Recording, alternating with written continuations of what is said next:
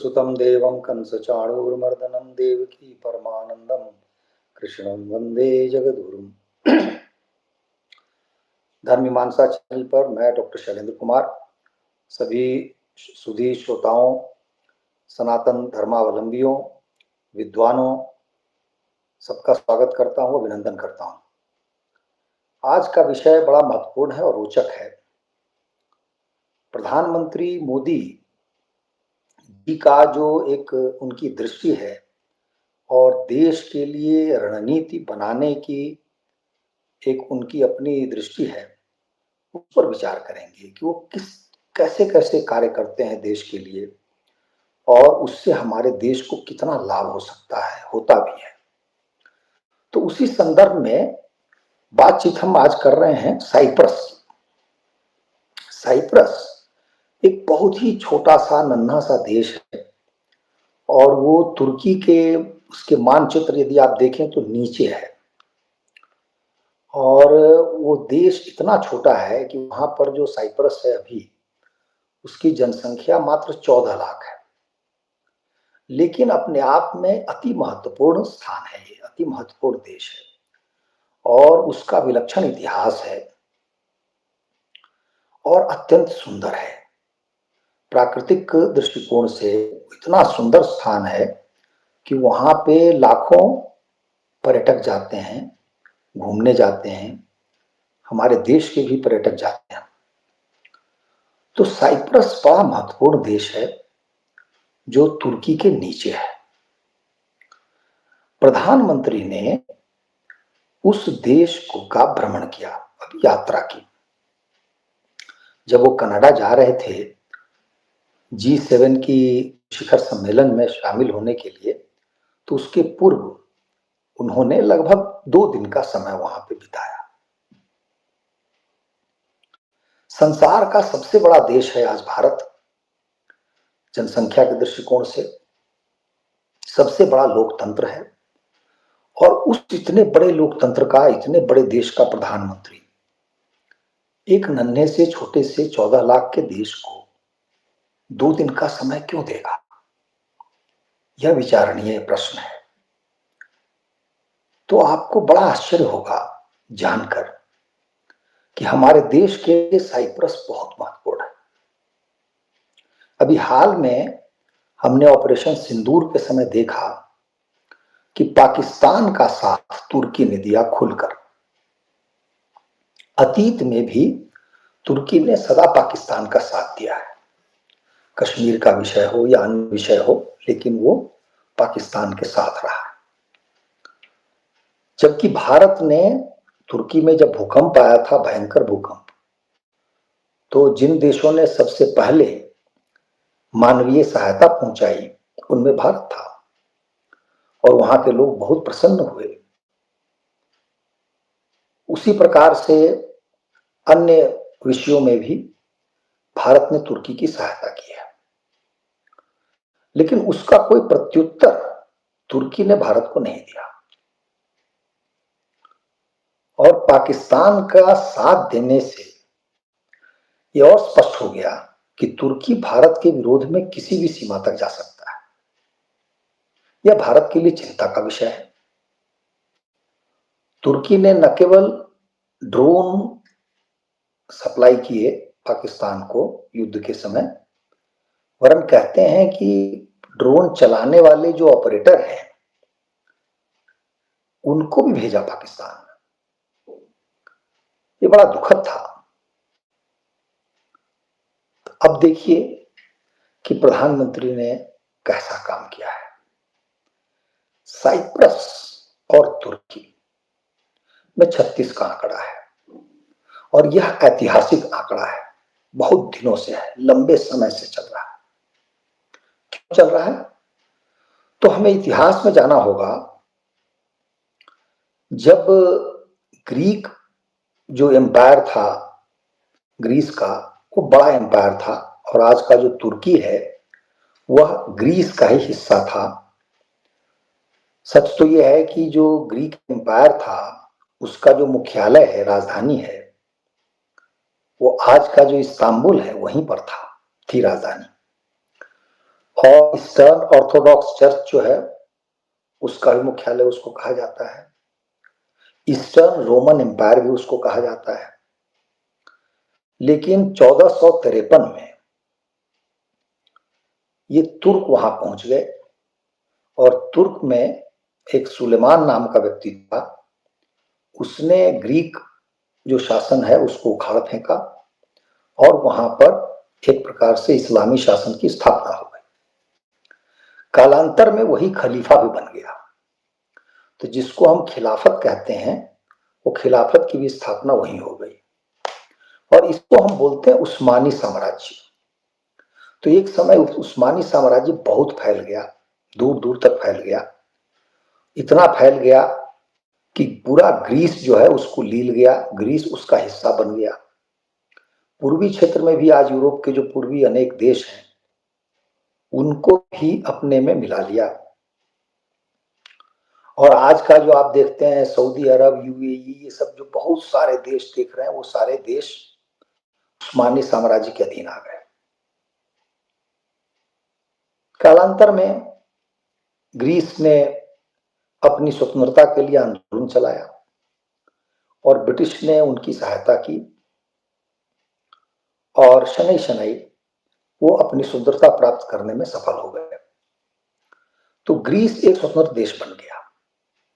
Greece का ही हिस्सा था साइप्रस, जहां पे ग्रीक लोग रह रहे थे, मतलब मूलतः क्रिश्चियन लोग थे और क्रिश्चियन वहां रह रहे थे साइप्रस में। लेकिन साइप्रस में जब उस्मानी साम्राज्य के अधीन साइप्रस था तो वहां उस्मानी साम्राज्य ने मुसलमानों को भेजना आरंभ किया। धीरे धीरे वहां मुसलमान घुसने लगे, बसने लगे और बसते बसते ये हालत हो गई कि उसका एक चौथाई हिस्सा है कह लीजिए, उस पर उनका एक प्रकार का आधिपत्य हो गया। बाद में ग्रीस स्वतंत्र हो चुका था तो उसी के अनुसार साइप्रस को भी स्वतंत्र होना था।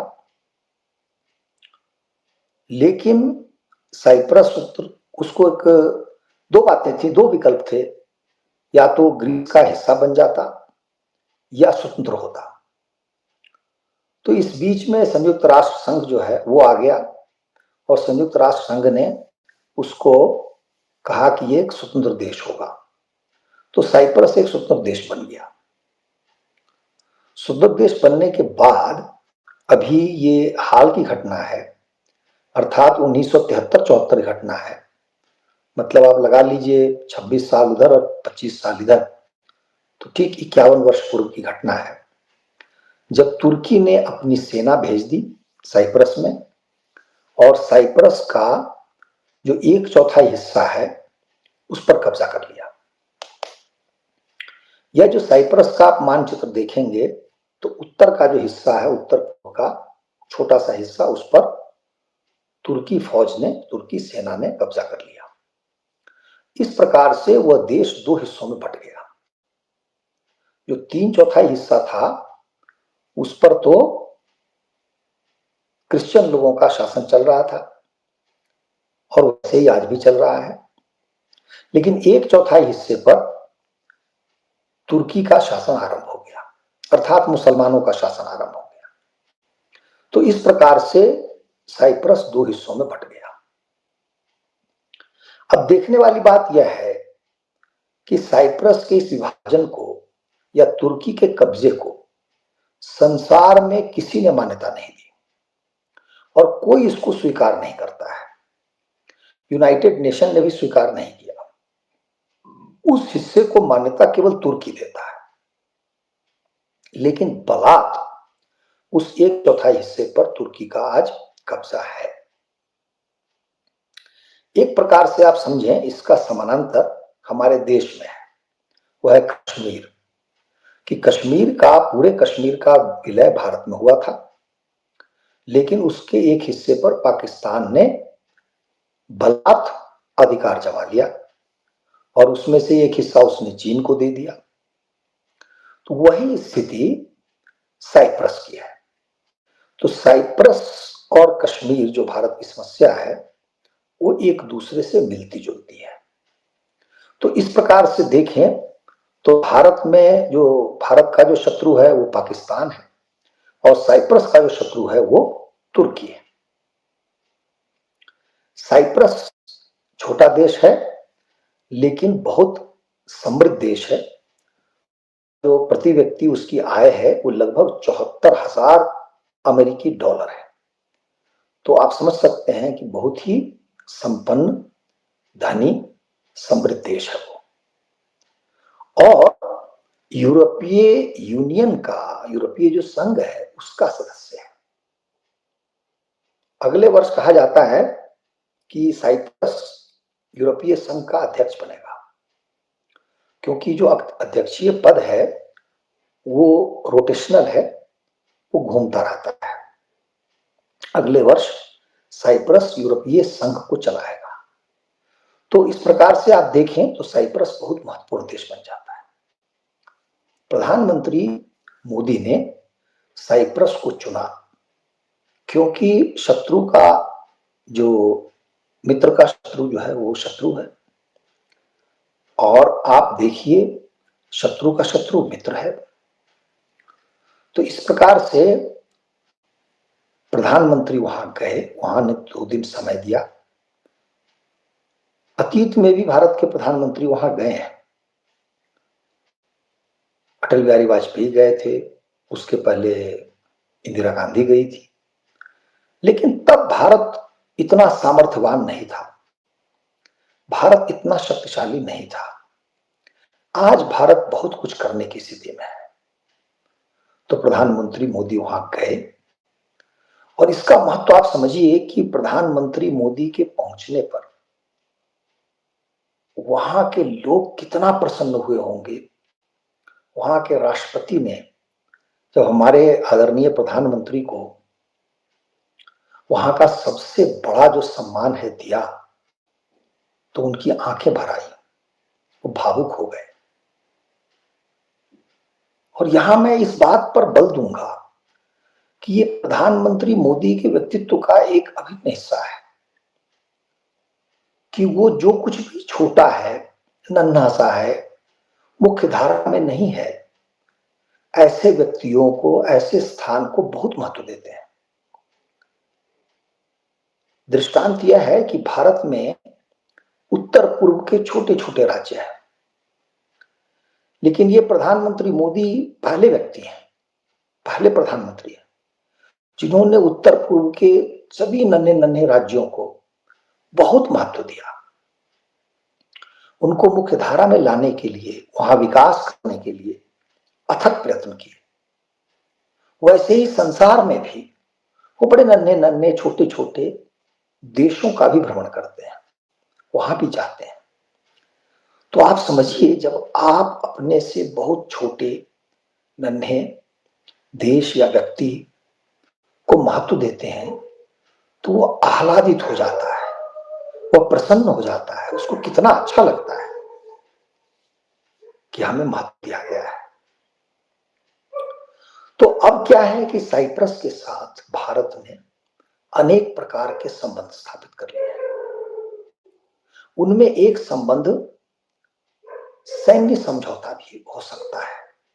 खुल के ये बात नहीं आई है, लेकिन स्पष्ट है। प्रधानमंत्री मोदी को साइप्रस के राष्ट्रपति उस स्थान पर ले गए जहां से तुर्की द्वारा कब्जा किया गया हिस्सा दिखता है। अपने आप में कितना कठोर, कड़ा संदेश था तुर्की के लिए कि भारत जैसा विशाल देश, विराट देश, उसका प्रधानमंत्री उस स्थान पर खड़ा है। तो अब क्या होगा? अब यह होगा कि साइप्रस का बल बहुत बढ़ जाएगा। साइप्रस यदि ठान ले कि उसको युद्ध करना है, तुर्की से लड़ना है, तो भारत उसकी सहायता करेगा। तो इस प्रकार से आप देखिए कि भारत ने तुर्की को घेर दिया। तुर्की ने कभी कल्पना नहीं की होगी कि उसके साथ ऐसा किया जा सकता है। उसके अपने घर के पास, उसकी अपनी सीमा के पास भारत के प्रधानमंत्री ने पहुंचकर यह कठोर और कड़ा संदेश दे दिया। तुर्की अपने आप में बहुत सारी समस्याओं से ग्रसित है। वहां कुर्दों की समस्या है, उसके साथ ही आर्मीनिया की समस्या है, और संयोगवश भारत आर्मीनिया की भी सहायता कर रहा है।